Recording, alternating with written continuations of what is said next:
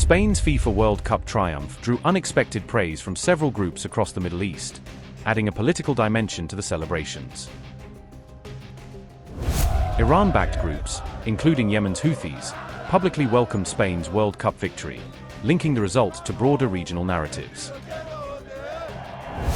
Hamas and Yemen's Houthis praised Spain after its World Cup win over Argentina, issuing statements that framed the result in political terms. Spain's World Cup success triggered reactions across the Middle East, with several groups using the victory to advance their own political messaging.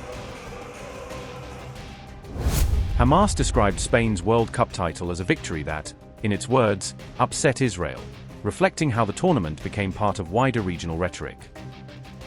Spain's FIFA World Cup 2026 victory has drawn reactions from several political and armed groups across the Middle East. Yemen's Houthi movement congratulated Spain after its World Cup victory over Argentina on July 20th.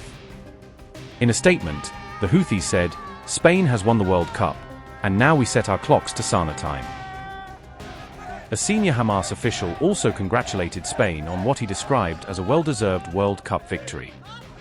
Basem Naim said Spain's triumph had upset Israel and its supporters, calling the result a significant achievement. The Hamas Political Bureau member said many Palestinians celebrated Spain's World Cup success. He also linked the football result to the broader Israeli-Palestinian conflict. Spain has taken several political positions critical of Israel over the war in Gaza.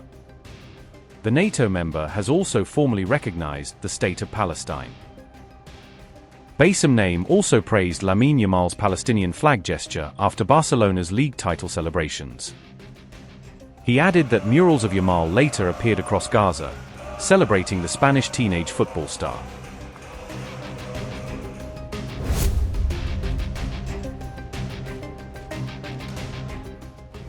Iran launched a fresh wave of missiles at U.S. military targets across the Middle East as the conflict entered another dangerous phase.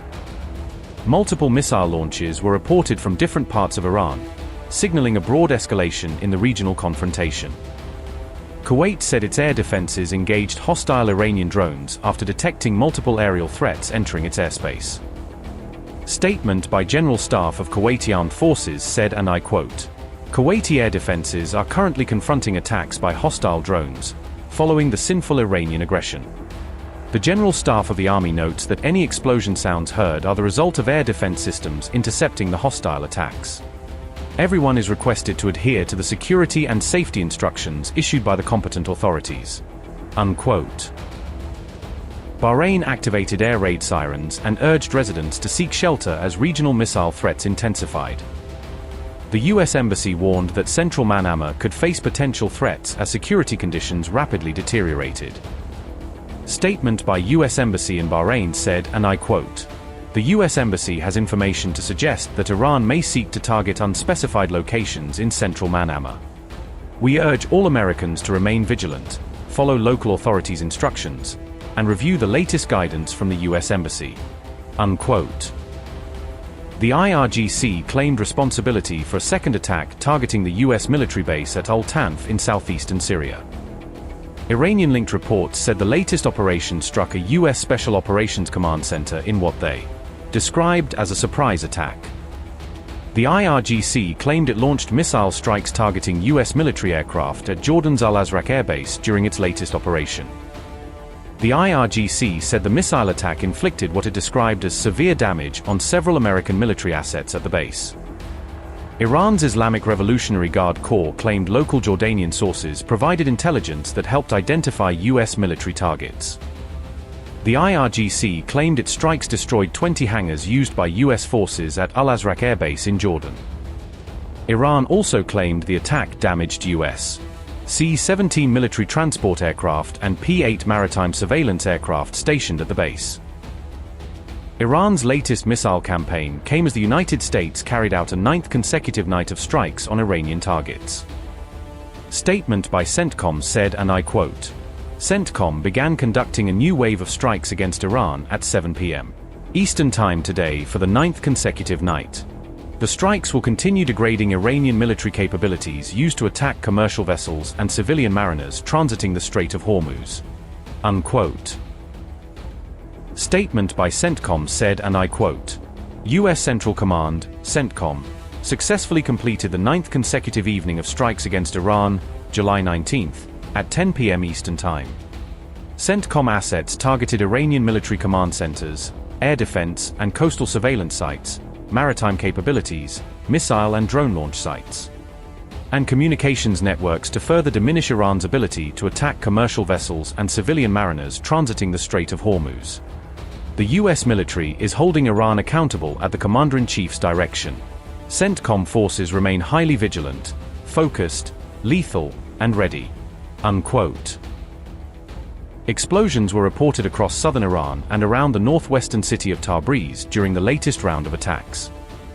Chabahar, Konarak, and Mahahar were among the locations reportedly hit in the newest wave of American strikes.